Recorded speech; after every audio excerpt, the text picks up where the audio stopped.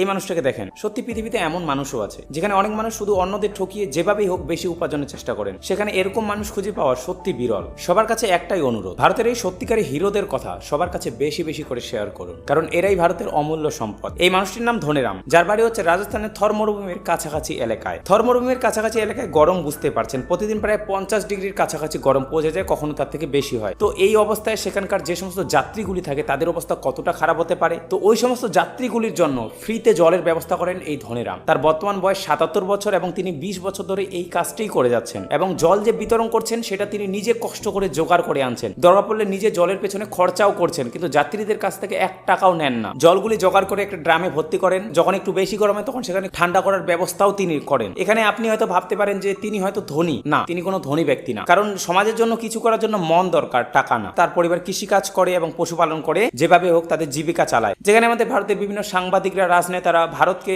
হিন্দু মুসলিমে বিভক্ত করতে ব্যস্ত, জাতিতে বিভক্ত করতে ব্যস্ত, সেখানে এই সমস্ত মানুষগুলি তারা জাতি ধর্ম নির্বিশেষে সবাইকে জল পান করাচ্ছেন। ভাবুন এটা কত মহান কাজ একটা।